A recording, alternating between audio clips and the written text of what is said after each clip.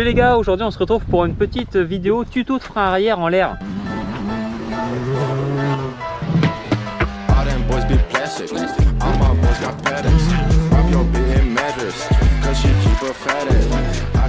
Donc déjà le coup de frein arrière en l'air, ça va vous permettre d'avoir une petite sécurité quand vous apprenez à faire des sauts. Donc pour ceux qui ne savent pas, mettre un coup de frein en l'air, ça va permettre de bloquer la roue arrière et la moto elle va faire un mouvement, elle va partir sur l'avant. Donc ça peut être bien quand les appels de saut sont défoncés, que vous mettez le petit coup de gaz en fin de manche, que vous êtes fatigué, et bah vous partez sur l'arrière.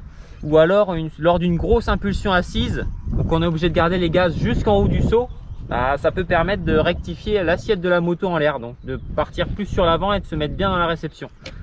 Le but, c'est déjà d'avoir un ou deux doigts sur l'embrayage. Donc en l'air, il faut surtout embrayer. Donc moi j'utilise un doigt. Donc en l'air déjà, il faut juste faire le mouvement. Vous prenez un saut que vous plaisez bien, un saut facile avec un bel appel. Donc moi je vais prendre ce saut là par exemple. Donc en l'air, vous entraînez juste, vous passez votre saut bien, si vous mettez bien dedans tout ça, et vous mettez hop un coup d'embrayage à chaque fois. Juste un coup comme ça pour prendre l'habitude et essayer de s'habituer à tout ça.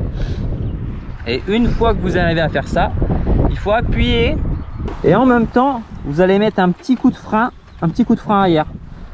Donc faut surtout pas oublier que si vous mettez pas de coup d'embrayage, le problème c'est que vous allez caler et votre moto elle va vraiment partir du nez, elle va partir de l'avant et puis vous risquez la chute si vous embrayez pas.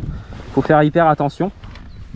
Donc embrayage, coup de frein arrière, donc léger au début, hein, vous pouvez faire tranquillement. Moins vous allez appuyer fort sur la pédale de frein arrière, moins vous allez partir sur l'avant. Si vous mettez vraiment un coup sec, vous allez bien partir sur l'avant. Un petit coup de frein, du coup il atterrit bien dans la réception parce que la réception ici est bien raide. Donc il faut bien que la moto, hop, elle suive la réception. Parce que le problème là, c'est que si vous sautez normal comme ça, hop, vous allez atterrir sur l'arrière et vous risquez de chuter. Ce qui nous est déjà arrivé bien sûr quand on a commencé la moto, hein. Donc évidemment les gars, le coup de frein arrière ça marche. Mais il faut aussi que le corps il joue un petit peu, on le voit surtout avec Jules. Parce que si ton corps il est déjà sur l'arrière et que tu mets un coup de frein, certes tu vas pas aller plus loin sur l'arrière, mais tu risques quand même de te casser la gueule. Alors que si ton corps il bouge bien, tu te mets bien sur l'avant et que tu mets un coup, là tu vas avoir l'assiette de la moto qui part bien comme ça.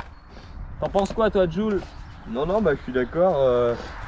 Si on part en arrière, si on sent qu'on part en arrière, faut pencher un peu le corps en avant et là mettre un coup de frein. Sinon le coup de frein ne va pas vraiment être efficace à 100% quoi. Donc voilà. Les gars, c'est plusieurs étapes à respecter, hein. D'abord, faut pas chercher à mettre un coup de frein arrière direct. Faut pas forcément prendre des grandes tables comme celle-là. Faut commencer sur un petit saut où on se sent à l'aise.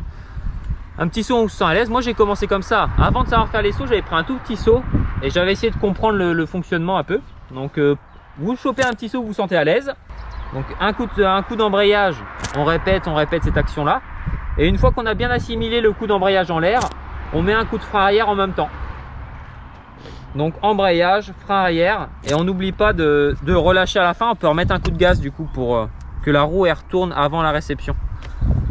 Parce que si on laisse la roue bloquée à la réception, ça va, enfin c'est pas bon quoi. Faut essayer de mettre un bon coup de gaz. Voilà, hein, je pense qu'on a tout dit, hein. Il n'y a plus qu'à s'entraîner les mecs.